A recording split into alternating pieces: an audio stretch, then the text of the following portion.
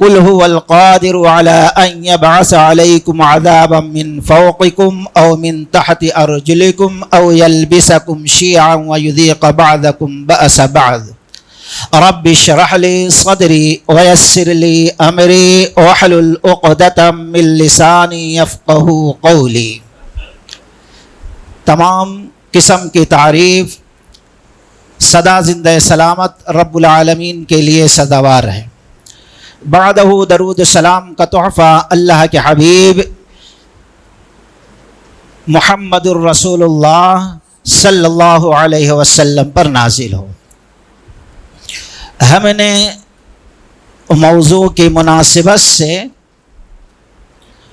سورۃ الانعام کی ایک آیت کریمہ پڑھی، جس کے اندر رب العالمین نے اپنے بندے کو اس انداز میں آگاہ کیا، رب اس بات پر قادر ہے کہ وہ آسمان سے تمہارے اوپر کوئی عذاب نازل کر دے، اور اس بات پر بھی قادر ہے کہ ہمارے قدموں کے نیچے سے ہماری تباہی کا سامان پیدا کر دے، اور اس پر بھی ہے کہ ہم میں سے ایک دوسرے کو لڑا کر بعض کو بعض کے ظلم کی سزا دے۔ یہ ہے آیت کریمہ کا مفہوم۔ امام بخاری رحمۃ اللہ علیہ بخاری شریف کے اندر نقل کرتے ہیں، راوی نبی علیہ الصلاۃ والسلام کی بیوی محترمہ ام سلمہ رضی اللہ تعالی عنہا ہیں۔ وہ کہتے ہیں کہ رسول اللہ صلی اللہ علیہ وسلم رات کو سوئے ہوئے تھے، اتفاق سے آپ نیند سے بیدار ہوئے۔ نیند سے بیدار ہونے کے بعد پہلا جملہ جو آپ کے زبان سے نکلا وہ تھا سبحان اللہ۔ پھر آپ صلی اللہ علیہ وسلم نے فرمایا ماذا انزل اللیل من الفتن وماذا فتح من الخزائن ایقظوا صواحب الحجر فرب کاسیۃ فی الدنیا وعاریۃ فی الآخرہ۔ آپ صلی اللہ علیہ وسلم نیند سے بیدار ہوئے اور سبحان اللہ کہا، اور کہا آج کے رات نہ جانے کتنے فتنوں کا نزول ہوا ہے، بہت سارے انگنت فتنے، مصیبتیں، پریشانیاں۔ وماذا انزل وماذا فتح من الخزائن، اور بہت سارے خزانوں کے رحمتوں کے دروازے کھول دیے گئے۔ پھر آپ نے فرمایا ایقظوا، جگاؤ حجرہ میں سونے والیوں کو، جو حجرہ میں سو رہی ہیں ان کو جگا دو رات میں۔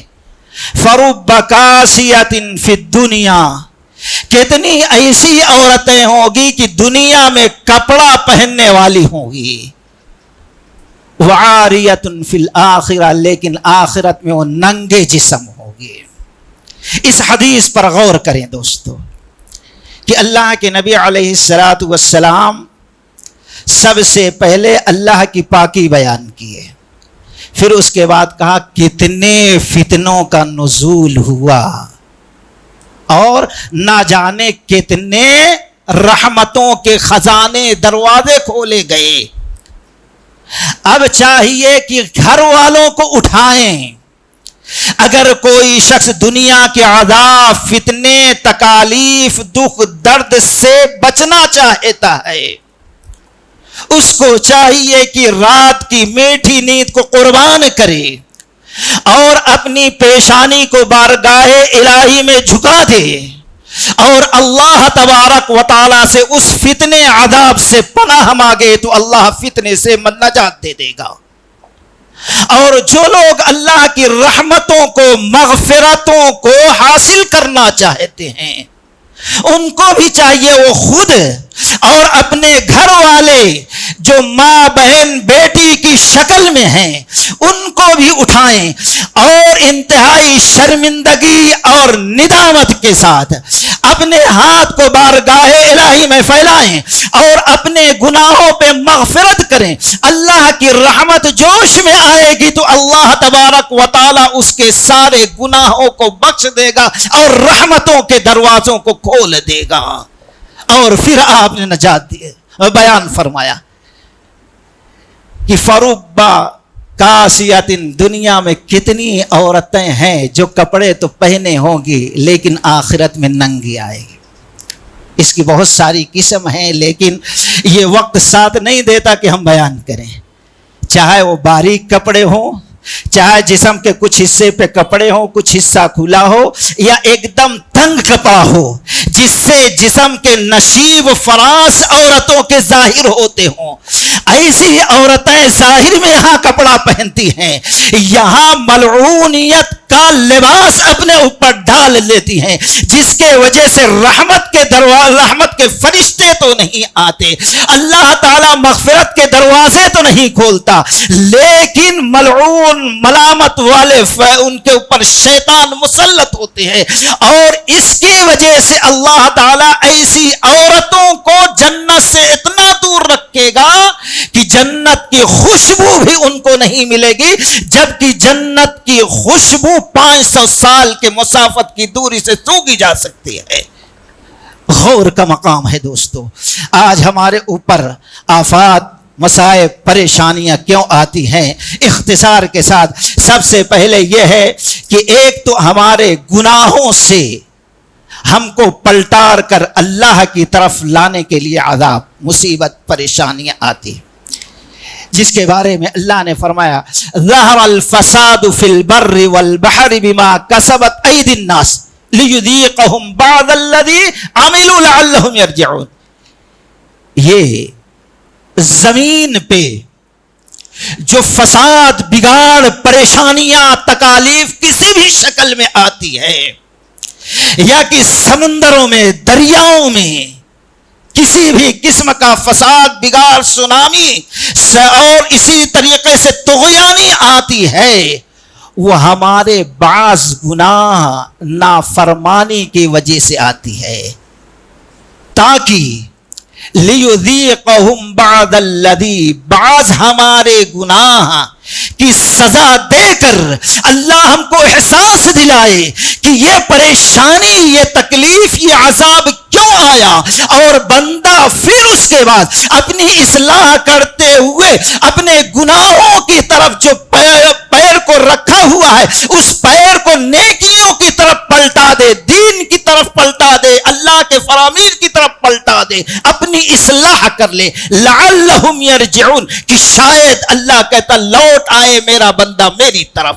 مقصد یہ ہوتا ہے دوستو، اگر ہم نہ سمجھ سکیں، اپنی اصلاح نہ کریں تو ہم سے بد نصیب کوئی انسان نہیں ہے۔ ویسے عذاب کے وجوہات بہت ہیں، لیکن چند وجوہات میں آپ کے سامنے رکھوں گا۔ قرآن کی آیات کو سامنے رکھیے، سورہ نور۔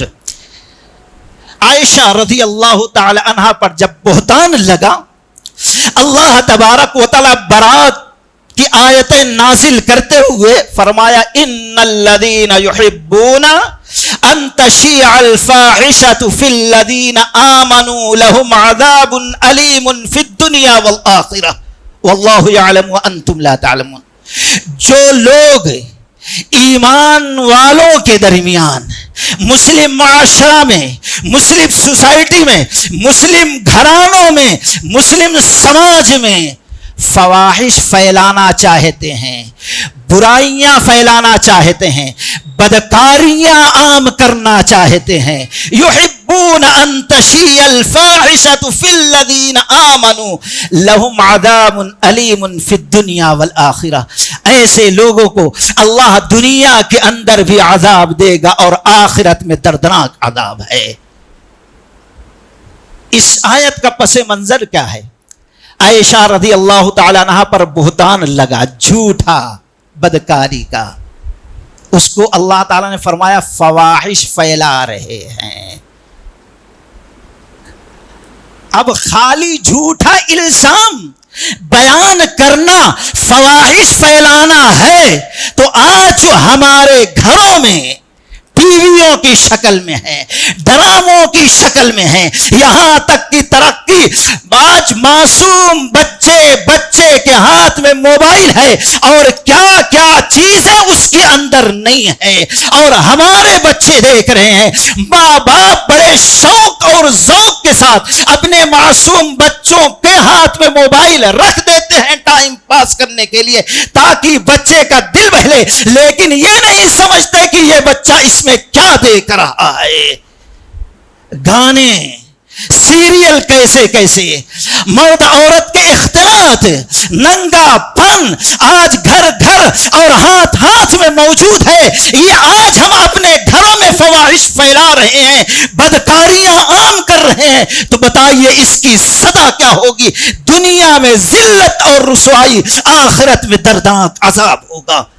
لہم عذاب علیم فی الدنیا والآخرہ، دنیا میں بھی اس کی سزا بھگتنا ہے اور آخرت میں بھی بھگتنا ہے۔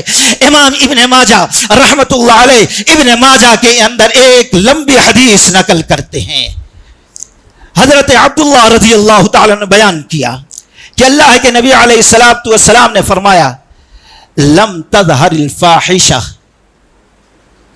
فی قوم قط حتی یعلنوا بہا۔ آپ نے فرمایا اے مہاجروں کی جماعت، 5 ایسی برائیاں ہیں، 5 ایسے گناہ ہیں، 5 ایسی خطائیں ہیں، میں دعا کرتا ہوں کہ اللہ تعالیٰ تمہارے اندر داخل ہونے سے تمہاری حفاظت فرمائے، اور یہ بھی اللہ سے پناہ مانگتا ہوں کہ اللہ تبارک و تعالیٰ اس کے اندر تم کو ملوث نہ کرے، نہ وہ تمہارے اندر آئے نہ تم اس کے اندر داخل ہو۔ ان میں سے پہلا گناہ، پہلا جرم ہے یہ ہے کہ جب اعلانیہ فواحش ہونے لگیں گے، بدکاریاں ہونے لگیں گے، زناکاریاں ہونے لگیں گی، عام کھلے عام۔ آج عشق مشق کی باتیں ہمارے نوجوان کلہ فخر کے طور پر بیان کرتے ہیں۔ ننگا پن جو آج موبائل میں رہتا ہے، ہم اس کو ٹائم پاس کرنے کے لیے گھر والوں کے ساتھ بے حیائی، بے شرمی کے ساتھ، بڑی جرأت اور ہمت کے ساتھ دیکھتے رہتے ہیں۔ پیارے نبی نے فرمایا جب یہ برائیاں کھلے عام ہونے لگے فی قوم قط حتی یعلنوا بہا، اعلانیہ طور پر، تو اب ایسی قوم کے اندر، ایسے ملک کے اندر، ایسی جماعت کے اندر، ایسے شہر کے اندر اللہ تعالیٰ طاعون کی بیماریاں مسلط کر دیتا ہے، یا ایسی بیماریاں ان کے اوپر مسلط کرتا ہے جس کا نام ابھی انہوں نے، ان کے بڑوں نے نہ سنا ہوگا۔ آج یہ جو بیماری آئی ہے کہ لوگ منہ باندھ کر مہینوں سے پھر رہے ہیں، ایک دوسرے سے سلام کرتے ہوئے ڈرتے ہیں، نماز میں ایک دوسرے کے ساتھ کندھے سے کندھا، قدم سے قدم ملا کر ٹھہرنے میں دور بیماری محسوس کر رہے ہیں۔ اس بیماری کا نام ہم نے آج تک سنا نہیں تھا۔ یہ ہمارے گناہ، ہمارے کرتوت کا نتیجہ ہے دوستو۔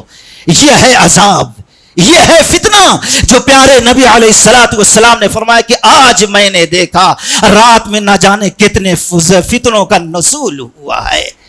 اگر اس فتنے سے بچنا چاہتے ہو، اس عذاب سے بچنا چاہتے ہو، اس بیماری سے بچنا چاہتے ہو، تو پیارے نبی علیہ السلام نے فرمایا گھر والوں کو اٹھاؤ۔ ایک وجہ یہ ہے گناہوں کی دوستو، اور دوسرے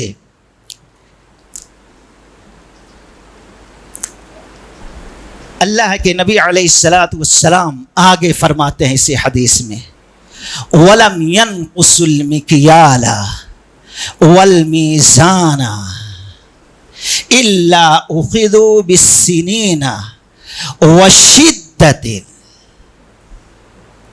غور کریں دوستو حدیث پہ، آپ نے فرمایا کہ جب لوگ لین دین میں ناپ تول میں کمی کرنے لگیں، ناپ تول میں، یہ صرف نہیں کہ آپ ترکاری بیچ رہے ہیں، آپ اناج بیچ رہے ہیں، ناپ میں دیتے وقت کمی کر دیں، لیتے وقت زیادہ نہیں.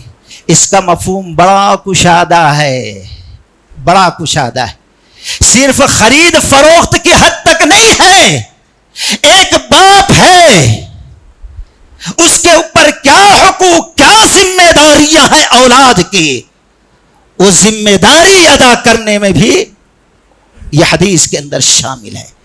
ایک اولاد ہے، اس کے اوپر والدین کے کیا حقوق ہیں، یہ بھی لین دین میں ہے. صرف یہ نہیں کہ ہم دے رہے ہیں تو کم دے، لیتے وقت زیادہ دے. یہ ہے کہ آج ہم میں سے کون اس بیماری کے اندر ملوث نہیں ہے. آج ہم ہیں، ہر باپ چاہتا ہے کہ ہماری اولاد ہمارے آنکھوں کا نور، دل کا سرور بنے، ہمارے حقوق ادا کرے، ہمارا نام اونچا کرے. لیکن وہی ماں باپ سے پوچھو، کیا تم نے اپنی اولاد کا حق ذمہ داری کے ساتھ ادا کیا ہے یا نہیں، جو رب اور رب کے رسول نے تمہارے اوپر ڈالا تھا. آج ہم میں سے ہر شخص چاہتا ہے کہ سامنے والا ہماری عزت کرے، ہمارا احترام کرے، اخلاق سے، محبت سے پیش آئے. لیکن ہم کبھی یہ اپنا محاسبہ نہیں کرتے کہ ہم سامنے والوں کو عزت دے رہے ہیں کہ نہیں، اخلاق سے بات کر رہے ہیں کہ نہیں، اس کے حقوق ادا کر رہے ہیں کہ نہیں. ہم چاہتے ہیں سامنے والا ہماری کبھی غیبت، چغل خوری، مسخرہ نہ کرے، لیکن ہم محاسبہ کریں، کیا ہم اپنے مسلمان بھائی کی چغل خوری کرتے ہیں، اس کا مذاق اڑاتے ہیں کہ نہیں اڑاتے ہیں. یہ ساری چیز ہے. وَلَمْ يَنْقُصُ الْمِكْيَالَ وَالْمِيزَانَ. جب قوم کے اندر یہ برائی آ جائے کہ ناپ تول میں، لین دین میں، معاملات میں کمی کرنے لگے، ہم عزت نہیں دیتے، سامنے والے سے عزت کروانا چاہتے ہیں. ہم لوگوں کے حقوق ادا نہیں کرتے، ہم چاہتے ہیں وہ ہمارا حقوق ادا کرے.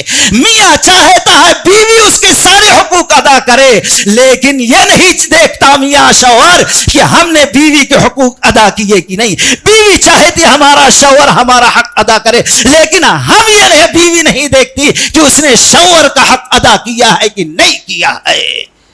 یہ کمی آ گئی ہے، یہ گناہ بہت بڑا ہے جو ہمارے اندر داخل ہو گیا ہے، جس کی وجہ سے دوسری قوموں کو اللہ تعالیٰ نے دنیا سے جینے کا حق چھین لیا ہے. اگر یہ بیماری آ گئی تو پیارے نبی علیہ الصلوۃ والسلام نے فرمایا الا اخذوا بالسنین، تو 3 قسم کا عذاب تمہارے اوپر اللہ مسلط کر دیتا ہے. 3 قسم کا عذاب. بالسنین، سن کے معنی ہوتے ہیں قحط سالی کے. قحط سالی کا مطلب یہ نہیں ہے کہ آسمان سے بارش رک جائے، یہ بھی ہے بارش نہ ہو، یہ بھی قحط سالی ہے. اناج سوکھ جائیں کھیتوں میں، مہنگائی بڑھ جائے، یہ بھی ایک مطلب ہے، کھیتیاں برباد ہو جائیں. لیکن ایک مطلب یہ بھی ہے کہ بارش ہو لیکن اس کے باوجود بھی وہ بارش نفع بخش نہ ہو. یہی وجہ ہے پیارے نبی علیہ الصلوۃ والسلام دعا کرتے تھے اللہم سیبا نافعا، اے اللہ اس بارش کو نفع بخش بنا دے. قحط سالی کا ذریعہ، آفت مصیبت کا ذریعہ، زحمت کا ذریعہ نہ بنائے. غور کا مقام ہے. بارش ہو لیکن وہ بارش نفع بخش نہ ہو. رب نے فرمایا وَهُوَ الَّذِي يُنَزِّلُ الْغَيْثَ مِن بَعْدِ مَا قَنَطُوا وَيَنشُرُ الرَّحْمَةَ وَهُوَ الْوَلِيُّ الْحَمِيدُ. جب لوگ نا امید ہو گئے تھے، اللہ تبارک و تعالی نے بارش نازل کی، وَيَنشُرُ الرَّحْمَةَ، اور اپنی رحمتوں کو پھیلا دیا. رحمت کی بارش اللہ نے بنایا، وَهُوَ الْوَلِيُّ الْحَمِيدُ. لیکن اب رحمت کی بارش نہ ہوئی تو اللہ تعالی اس کو غضبناک ہو کر عذاب کا، زحمت کا، بربادی کا، قحط سالی کی وجہ بنا دیتا ہے. آج بہت خوش تھے ہم، بہت زیادہ خوش تھے. کیوں؟ بھئی حیدرآباد میں سردی گرمی برابر ہوتی، کوئی سردی سے مرتا نہیں، بارش بھی برابر ہوتی. ہم ڈوبتے نہیں، دوسرے کے لوگ کہیں بھی سیلاب بہار کہاں کے آ رہا بہہ جا رہے ہیں، لیکن یہاں کبھی وہ منظر دیکھنے کو نہیں ملتا. ہم دیکھنے لگے ذریعہ، لیکن رب کی ذات کو بھول گئے کہ اللہ تعالی جب غضبناک ہوگا ہماری بغاوت، ہماری گناہ، ہماری معصیت سے، تو ہمارے قدموں کے نیچے سے پانی نکال کر ہمیں ڈبانے کی قدرت رکھتا ہے. نوح علیہ السلام جب کشتی بنائے تھے تو بتائیے وہاں کہاں سمندر تھا، کہاں پانی، کہاں سیلاب. قوم مذاق اڑاتی تھی کیا ریتوں پہ یہ کشتی چلے گی. رب کی طاقت کو بھول گئے تھے. اللہ نے فرمایا حتی اذا جاء امرنا وفارت تنور، یہ تنور جس میں آگ جلاتے ہیں، جس میں روٹیاں بناتے ہیں، جس میں کھانا بنا رہے ہیں، اس تندور کو رب نے حکم دیا وہاں سے پانی کا چشمہ ابل آیا، پانی ہلا ہل بھر گیا. قوم بربادی کے دہانے پر ٹھہر گئی. جو نیک تھے، نبی کے اطاعت اور فرما برداری کرنے والے، نبی کے ساتھ ہو گئے. نبی کا بیٹا تھا. ونادى نوح ابنه وكان في معزل يا بني اركب معنا ولا تكن مع الكافرين قال سآوي إلى جبل يعصمني من الماء قال لا عاصم اليوم من أمر الله إلا من رحم وحال بينهما الموج فكان من المغرقين. پکارا نوح علیہ السلام، بیٹا پہاڑ پہ چڑھ رہا تھا، بیٹے آ جاؤ. وہ کہا اونچائی پہ میں چڑھ جاؤں گا، اونچائی پہ چڑھ جاؤں گا، پانی ہمارا کچھ بگاڑ سکتا؟ بمبئی میں پانی آیا، بہار میں آیا، یو پی میں آیا، کرنول میں آیا. ہم بڑے اچھے مقام پہ ہیں حیدرآباد میں، پانی ہمارا بگاڑ سکتا نہیں.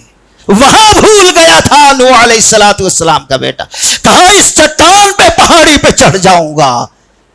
ایمان والوں میں سے نہ تھا، نبی کی فرما برداری کرنے والوں میں سے نہ تھا، اللہ کی قدرت پر یقین نہ تھا. اللہ نے فرمایا، وہ کہتا ہے پہاڑ پر چڑھ جاؤں گا.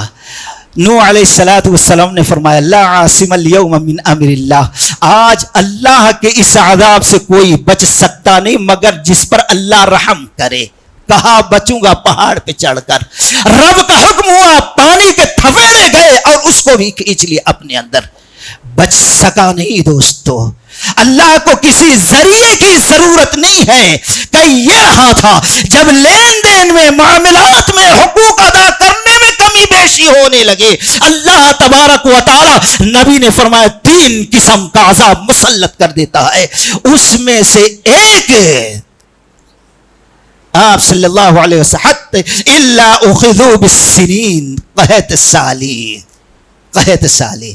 بتاؤ آج حیدرآباد میں کتنے بستیوں میں آئے، پانی میں ڈوبے لیکن پانی پینے کے لیے ترس رہے ہیں. دوستو یہ ہے قحط سالی، یہ ہے سخت ہو جانا زندگی کا.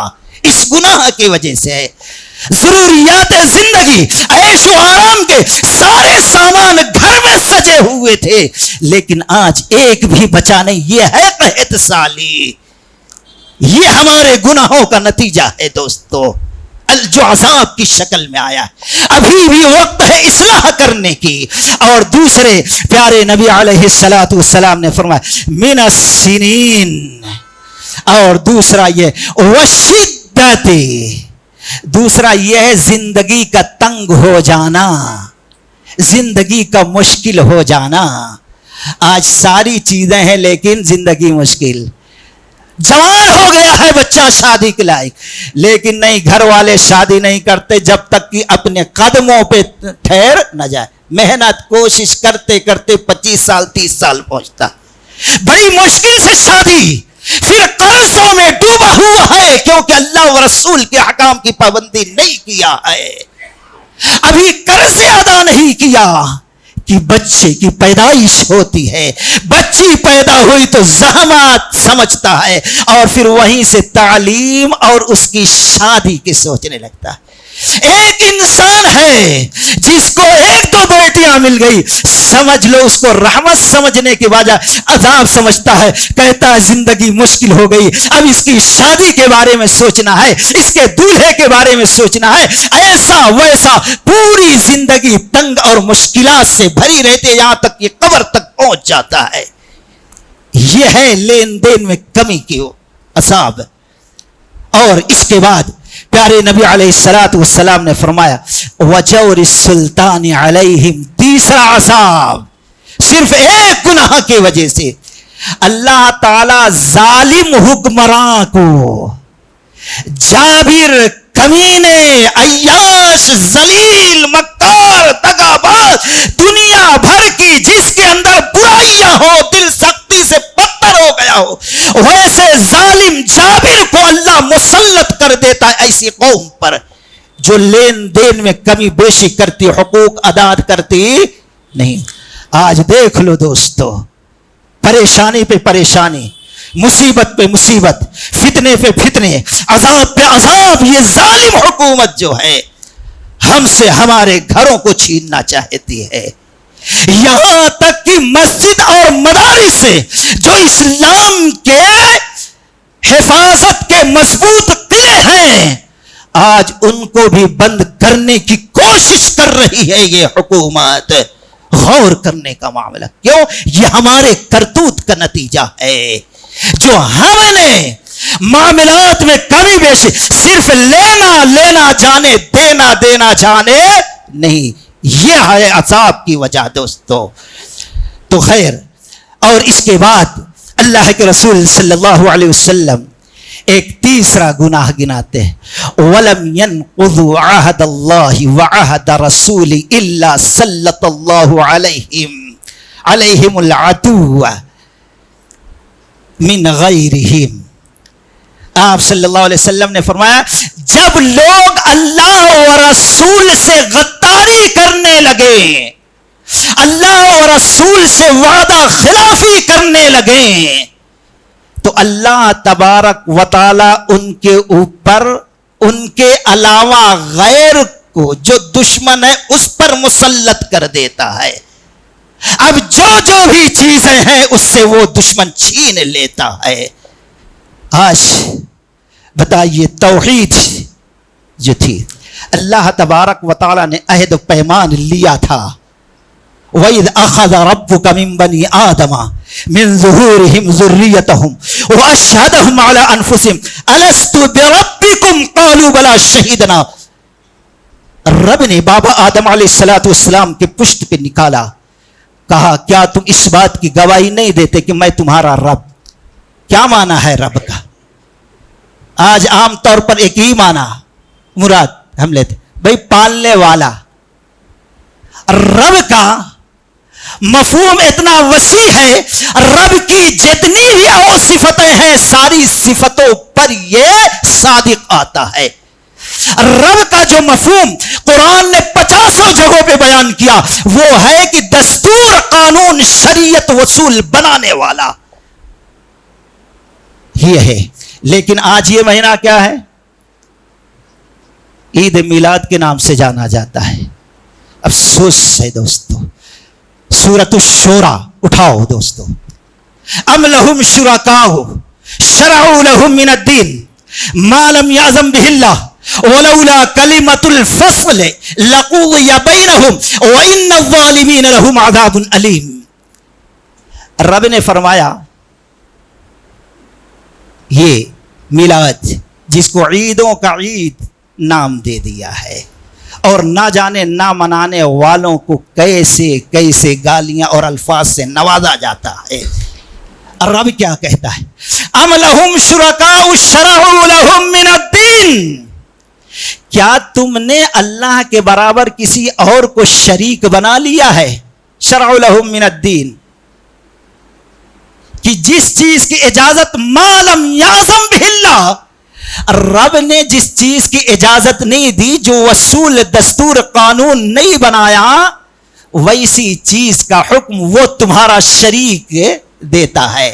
اصول وہ بناتا ہے، قانون وہ بناتا ہے، دستور وہ بناتا ہے جس کو تم نے اللہ کے برابر قرار دیا ہے۔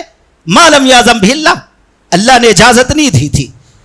پورا قرآن اٹھا کر دیکھ لو، احادیث کا ذخائر دیکھ لو، صحابہ اکرام کی پوری زندگی دیکھ لو، کہیں بھی اس خرافات کا نام و نشان نہیں ہے۔ لیکن یہ بدعات، یہ رسم و رواج اس طریقے سے ہمارے اندر داخل ہو گئی، اس کو نبی سے محبت، ایمان کا ایک حصہ جز سمجھا جا رہا ہے۔ ایسے لوگوں کے بارے میں پیارے نبی صلی اللہ علیہ وسلم کی وہ حدیث یاد آتی ہے جس کو امام ابو داؤد رحمۃ اللہ علیہ کتاب السنہ کے اندر نقل کیا ہے۔ فَإِنَّهُ سَيَخْرُجُ مِنْ أُمَّتِي أَقْوَامٌ تجارا بہم تلک الاہواء یتجارا الکلب للصاحب۔ آپ صلی اللہ علیہ وسلم نے فرمایا ان قریب میری امت میں ایسے لوگ ہوں گے جس کے اندر بدعات، رسم و رواج اس طریقے سے داخل ہو جائے گی جس طریقے سے کسی کو کتا کاٹ لے تو وہ کتا کا کاٹا ہوا زہر اس کے جسم کے اندر پھیل جاتا ہے، رگ اور نس نس میں، اور وہ کتے کا کاٹا ہوا انسان جب زہر پھیل جاتا ہے تو کتے طریقے سے پکار کر تڑپ کر بھاگ کر مر جاتا ہے۔ اسی طریقے سے بہت سے لوگ میرے امت کے بدعات رسم و رواج میں ہوں گے، کتے طریقہ کفار اور مشرکین کی طرح پکار کر وہی چیز دین بول کر مر جائیں گے، لیکن موت کفر پر آئے گی۔ سَيَخْرُجُ مِنْ أُمَّتِي، پیارے نبی علیہ الصلوۃ والسلام نے فرمایا یہ کوئی معمولی چیز نہیں ہے، یہ بدعات ہے، یہ کفر ہے، یہ شرک ہمارے اندر داخل ہوا جس کے وجہ سے دوسرے شرک، دوسرے بدعتیں ہمارے اندر داخل ہو گئی ہے دوستو۔ لیکن قرآن نے کہا ما لم یعظم بہ اللہ، کیا تم نے اللہ کے برابر کسی ایسے کو شریک بنا لیا ہے جس کو رب نے اجازت نہیں دی، کرنے کا حکم نہیں دیا، نبی نے کر کے نہیں دکھایا، اب وہ تمہارا صاحب، تمہارا مولوی، تمہارا مفتی، تمہارا بڑا، تمہارا بزرگ، تمہارا رہنما، تمہارا رہبر اس چیز کو دین بنا کر پیش کرتا ہے۔ یہ اتنا بڑا جرم ہے، یہ اتنا بڑا گناہ ہے، اور یہ اتنی بڑی بغاوت ہے، یہ اتنا بڑا شرک ہے۔ وَلَوْلَا كَلِمَةُ الْفَصْلِ لَقُضِيَ بَيْنَهُمْ، اگر اللہ تبارک و تعالیٰ اس گناہ کی سزا کے لیے آخرت کا دن متعین نہیں کیا ہوتا تو فوراً اس گناہ کے کرنے کی وجہ سے اللہ تبارک و تعالیٰ دنیا کے اندر ایسے لوگوں کو تباہ و برباد کر دیتا، عذاب نازل کر دیتا، صورتوں کو مسخ کر دیتا۔ دوستو یہ کوئی معمولی چیز نہیں ہے، یہ بدعات ہے، یہ شرک، یہ کفر وہ گناہ ہے جس کے وجہ سے اللہ تعالی عذاب کو ملوث دنیا کے اندر نازل کرتا۔ ولولا کلمۃ الفصل لقضی بینہم وان الظالمین لهم عذاب الیم۔ تو خیر پیارے نبی علیہ الصلوۃ والسلام نے فرمایا ولم ينقضوا عهد الله وعهد رسوله الا سلط اللہ، جب لوگ اللہ سے غداری کریں گے، رسول اللہ صلی اللہ علیہ وسلم سے غداری کریں گے تو اللہ تبارک و تعالی ان پر ان کے دشمن کو مسلط کر دے گا جو ان کو حیران پریشان ذلیل رسوا کرتے رہیں گے۔ اور رب جس کو ذلیل رسوا کر دے دوستو اسے کوئی سکون عزت نہیں دے سکتا، اور یہ اس وقت تک ہوتا رہے گا جب تک ان چیزوں سے ہم تائب ہو کر رب العالمین کی طرف، صحیح شریعت مطہرہ کی طرف پلٹ نہ آئیں۔ تو خیر یہ چند عذاب تھے، چند گناہ تھے جو عام طور پر ہمارے معاشرہ میں ہے، ویسے بہت ساری چیزیں ہیں جو اللہ کے غصے، اللہ کے غضب کی وجہ بنتی ہیں، لیکن یہ تھوڑے وقت میں ان کو بیان کرنا مشکل ہے۔ اور اسی طریقے سے ہے یہ ظلم ہے، اللہ بدعات سے، کفر سے، شرک سے اتنا جلدی عذاب نہیں لاتا جتنا کہ ظلم کی وجہ سے لاتا ہے. وَكَذَلِكَ نُوَلِّي بَعْضَ الظَّالِمِينَ بَعْضًا بِمَا كَانُوا یکسبون. اللہ تعالی بعض کو بعض کے ذریعے سے سزا دیتا ہے. جن کو سزا ملتی ہے ان کے کرتوت کا یہ نتیجہ ہوتا ہے, ان کے گناہوں کا یہ نتیجہ ہوتا ہے. اور وہ نتیجہ, انہوں نے آپس میں ایک دوسرے پر ظلم کیا تو رب نے اس سے بڑا ظالم اس کے اوپر ملوث کر دیا ہے. بس اللہ تعالیٰ سے دعا ہے کہ اللہ تبارک و تعالیٰ نبی علیہ السلام کے اس حدیث پر عمل کرنے کی توفیق رفیق عطا فرمائے. ان گناہوں سے اللہ تعالیٰ ہماری حفاظت کرے اور قرآن و سنت کے موافق زندگی گزارنے کی توفیق رفیق عطا فرمائے. وآخر دعوانا ان الحمدللہ رب العالمین. الحمد لله وحده والصلاة والسلام على من لا نبي بعده.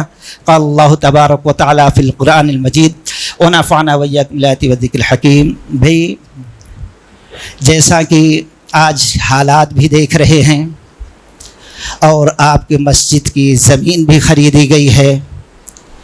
رب نے فرمایا وَمِمَّا رَزَقْنَاهُمْ يُنْفِقُونَ. بہت مالدار نہیں, جو کچھ رب نے دیا ہے, جو کچھ وہ رب کا دیا ہوا ہے, جو کچھ دیا ہے اس میں سے خرچ کرو. اور ترمذی کی روایت ہے, پیارے نبی علیہ السلام نے فرمایا کیا میں تم کو خیر کا دروازہ نہ بتا دوں, خیر کا, بہتری کا, کامیابی کا, اچھائی کا دروازہ نہ بتا دوں؟ الا انبئکم. حضرت معاذ رضی اللہ تعالیٰ نے فرمایا کہ نعم یا رسول اللہ صلی اللہ علیہ وسلم. الصوم جنہ, روزہ.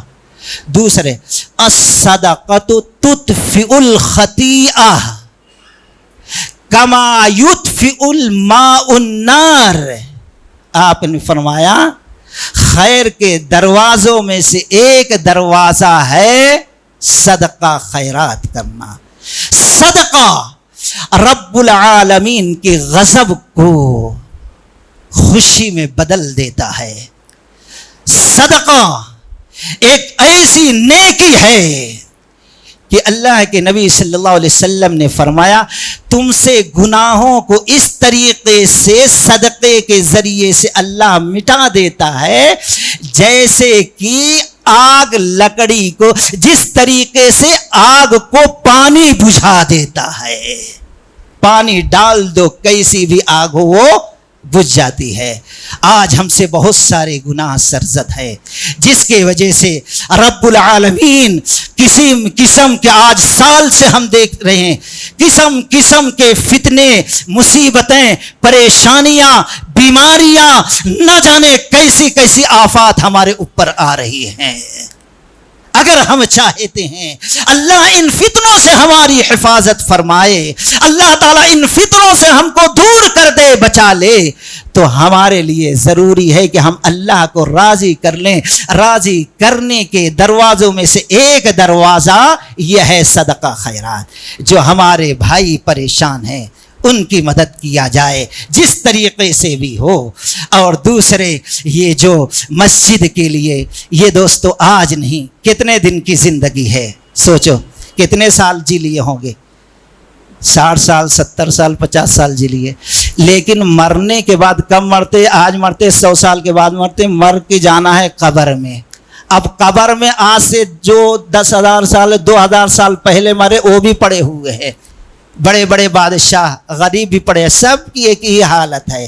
وہاں اگر کام آنے والی کوئی چیز ہے نہ جانے وہاں جانے کے بعد کتنے دن رہنا ہے اور پھر رب کے پاس وہاں سے جانا ہے. جو چیز کام آنے والی ہے اس میں سے ایک چیز ہے صدقہ.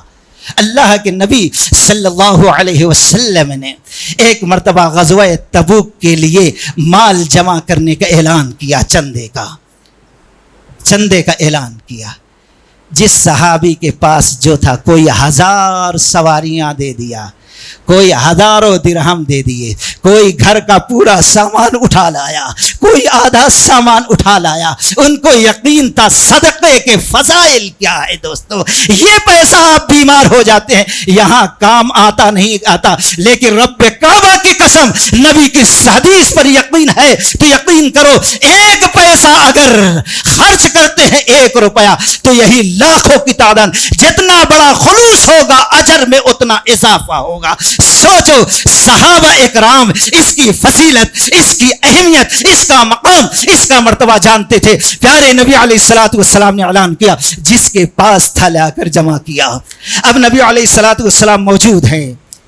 ایک صحابی رسول ابو عقیل رضی اللہ تعالیٰ عنہ شرماتے شرماتے کوئی چیز اس طریقے سے چھپا کے لا رہے ہیں, انداز یہ ہے کہ کوئی دیکھ نہ سکے, کسی کی نظر نہ پڑے, کوئی جان نہ سکے. ندامت چہرے سے ٹپک رہی ہے, کوئی چیز چھپانے کی کوشش کر رہے ہیں وہ اللہ کے بندے. پیارے نبی علیہ الصلوۃ والسلام اپنے آتے ہوئے صحابی پر نظر ڈالے, دیکھے چہرے پہ ندامت ہے, شرمندگی ہے, رنج غم ہے. سمجھ میں نہیں آیا رسول اللہ صلی اللہ علیہ وسلم, اور پھر چھپ کے وہ آ رہے ہیں. پیارے نبی علیہ الصلوۃ والسلام کی نگاہ ان کا پیچھا کر رہی ہے. جب جہاں چندے کا مال جمع تھا وہ صحابی وہاں پہنچ کر خاموشی سے رکھنا چاہے تو اللہ کے نبی علیہ الصلوۃ والسلام نے کہا, یا ابو عقیل, ہے ابو عقیل کیا بات ہے؟ کہا کچھ نہیں. کہا بات کیا ہے؟ کہا کچھ نہیں. کہا معاملہ کیا ہے ذرا بتاؤ تو. کہا اللہ, کہا ادھر آؤ. شرماتے شرماتے شرماتے شرماتے آئے. یا نبی اللہ صلی اللہ علیہ وسلم کیا بات, لیے کیا ہو ہاتھ میں؟ کچھ نہیں. کیا لیے ہو بتاؤ. ڈانٹ کر کہا, ہاتھ میں جو تھیلی تھی سامنے رکھ دیا. 4 سیر ہندوستان کے وزن کے حساب سے اس کے اندر کھجوریں تھی. پیارے نبی علیہ الصلوۃ والسلام کے کہا, اللہ کے نبی یہی ہو سکا. جب کل آپ نے اعلان کیا تھا میں گھر گیا, گھر کا پورا کونا کونا چھان مارا. اللہ کی قسم رب العالمین کے راہ میں, رب کی رضا کے لیے, آخرت کے توشہ کے لیے 1 دینار اور درہم گھر میں نہیں ملا کہ میں لا کر صدقہ کر کے اللہ کی نظر میں بلند بن جاؤں. پریشان ہو گیا. اس پریشانی کی حالت میں گھر سے نکلا, فلاں یہودی کے پاس گیا, اس کو کہا اے فلاں کچھ کام دے دے, آج میں کروں گا. تو اس نے کہا ٹھیک ہے, یہ بکٹ ہے, یہ رسی ہے, اور یہ باوڑی ہے, اور یہ باغیچہ ہے. بکٹ سے پانی نکال باوڑی کے اندر سے, اس باغیچے کو پانی سے بھر دے تو میں تجھے اتنی رقم, اتنی کھجور دے دوں گا. کہنے لگے ابو عقیل رضی اللہ تعالی, اللہ کے نبی صلی اللہ علیہ وسلم صدقہ کرنے کی اتنی زیادہ طلب تھی اللہ کی راہ میں خرچ کرنے کی. اب فوراً میں مچل گیا اور ہمت باندھا, رات بھر باوڑی سے پانی نکالتا رہا. اس وقت تک نکالا جب تک کہ باغیچے کو ہم نے نہ بھر دیا. جب باغیچہ بھر گیا تو اس یہودی نے اتنی کھجور دیا. میں سوچا اب یہ تو بہت معمولی ہے, رب کی نظر میں کیسے دوں, اس لیے شرما رہا تھا. میں سوچا کوئی دیکھے نہ دیکھے, رب دیکھ رہا ہے, دل کی کیفیت جان رہا ہے. میں خاموشی سے رکھنا چاہتا تھا, آپ کی نظر پڑ گئی. پیارے نبی علیہ الصلوۃ والسلام نے جب یہ سنا دل بھر آیا, آنکھوں سے آنسیں لبریز ہو گئی. آپ نے فرمایا ابو عقیل اب وہ تم اپنے ہاتھ سے نہیں رکھ سکتے بلکہ تم مجھے دے دو. جب دے دیا تو اللہ کے نبی صلی اللہ علیہ وسلم بڑے خوشی کا اظہار کیے, بڑی دعائیں ان کے لیے دی, اور اٹھ کھڑے ہوئے اور پورے چندہ کے سامانوں پر اس کھجور کو بکھیر دیا ہے. دوستو کہنے کا مطلب یہ ہے مالدار نہیں ہے, جو کچھ رب العالمین نے دیا ہے یہ زندگی کب تک ہے کب تک نہیں, اس کا کوئی بھروسہ نہیں ہے. لیکن یہ چیز رب کہتا ہے من ذا الذی یقرض اللہ قرضا حسنا فیضاعفہ لہ اضعافا کثیرا. رب کے لیے تم رب العالمین کی راہ میں تھوڑا سا بھی دو تو اللہ اس کو اتنا بڑھائے گا، اتنا بڑھائے گا، دنیا کی کوئی مشینری اس کا اندازہ اس کو شمار نہیں کر سکتی ہے۔ دوستو ضرورت اس بات کی ہے، آج کے حالات کو ہم سمجھے، مسجد کی ضرورت کو بھی، اور جو مسلمانوں پر آفات اور مصیبت ہے۔ اور پھر اللہ کے نبی علیہ الصلوۃ والسلام جب مکہ چھوڑ کر مدینہ جانے والے تھے، وہاں چند صحابہ آئے تو پیارے نبی علیہ الصلوۃ والسلام نے ان سے جو بیعت لی، ان میں سے ایک یہ بھی تھی، جب میں کہوں گا تنگی کی حالت میں ہو تو، خوشحالی کی زندگی گزار رہے ہو تو، لیکن اللہ کی راہ میں دل کھول کر خرچ کرو گے، اس پر بیعت کرو۔ سارے صحابہ نے بیعت کیا۔ ضرورت اس بات کی ہے، وَمِمَّا رَزَقْنَاهُمْ يُنْفِقُونَ، جو کچھ اللہ نے ہم کو دیا ہے صدق دل سے، خاک ساری اور تواضع کے ساتھ، خلوص للہیت کے ساتھ خرچ کریں، دیں، تاکہ مسجد بھی اللہ تبارک و تعالیٰ کے ہاں ہمارے لیے شفاعت کا ذریعہ بنے، اور پھر جب تک یہ دنیا قائم رہے، اس پر عبادت ہوتے رہے، ہمارے لیے صدقہ جاریہ، اور اللہ تبارک و تعالیٰ ہمارے لیے ثواب کا ذریعہ بنا دے۔ اللہ تعالیٰ سے دعا ہے کہ اللہ تبارک و تعالیٰ ہمیں اپنی راہ میں خرچ کرنے کی توفیق رفیق عطا فرمائے۔ بارک اللہ لنا ولکم فی القرآن المجید۔ اللہم صلی علی محمد وعلی آل محمد کما صلیت علی ابراہیم وعلی آل ابراہیم انک حمید مجید۔ اللہم بارک علی محمد وعلی آل محمد کما بارکت علی ابراہیم وعلی آل ابراہیم انک حمید مجید۔ ان اللہ یأمر بالعدل والإحسان وإیتاء ذی القربى وینہی عن الفحشاء والمنکر والبغی یعظکم لعلکم تذکرون۔ اذکروا اللہ یذکرکم وادعوہ یستجب لکم ولذکر اللہ تعالی اکبر۔ السلام علیکم ورحمۃ اللہ وبرکاتہ۔